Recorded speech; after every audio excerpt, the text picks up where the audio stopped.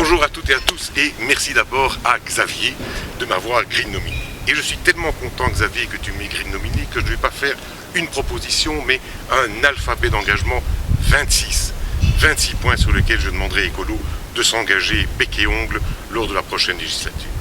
Et le premier de ces points, parce qu'on fait un peu autrement de la politique à Écolo, ça ne sera pas le point A mais le point B. Le point B comme prison, comme cette prison de forêt qui est ici derrière moi. Alors je ne vais pas vous proposer de visiter la prison de forêt. Moi, comme avocat, pendant 30 ans, j'ai presque eu perpète là-dedans. Mais comme parlementaire, j'ai voulu aussi qu'on puisse venir à la prison, on puisse essayer de voir ce qu'est cette addition cachée, c'est-à-dire ce qui est au-delà de la détention, au-delà de la privation de liberté, ce qui fait que cette privation de liberté devient un traitement inhumain et dégradant. Ce n'est pas moi qui le dis, c'est l'Observatoire international des prisons, la Chambre des ministres de Bruxelles, la Ligue des droits de l'homme. Il y a urgence pour faire quelque chose, il y a une urgence humanitaire.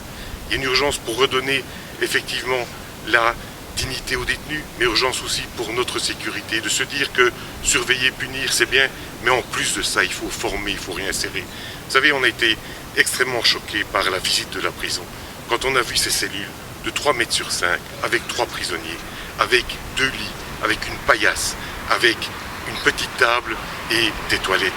Et il reste là pendant 23 heures sur 24.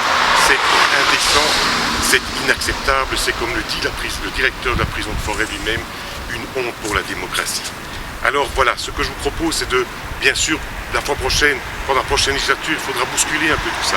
Mais ici, une proposition, c'est de faire en sorte que pour ceux qui, soit sont prévenus, soit sont détenus, mais qu'on n'a pas enlevé les droits civils et politiques, qu'ils puissent user de ces droits, à savoir qu'ils puissent voter le 25 mai, que l'on puisse organiser ce vote. Il est obligatoire, c'est leur droit, c'est bien sûr symbolique, mais c'est important pour leur dire que malgré une confiscation de la liberté qui est légitime, ils restent citoyens à l'intérieur de notre régime. Voilà la proposition, et puis je relance la balle de la Green Nomination auprès de 3 personnes. La première, Salima Baris, qui vient de mon petit coin du nord-ouest de Bruxelles.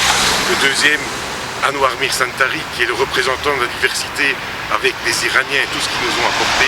Et le troisième, notre petit frère wallon, Marcel Chéron. Il se souvient, Marcel, il y a plein d'années qu'on se connaissait, on hésitait entre faire le cinéma ou faire la politique. Il faut savoir si on s'est trompé ou pas. Et donc, c'est à toi de faire la Green Nomination. Salut.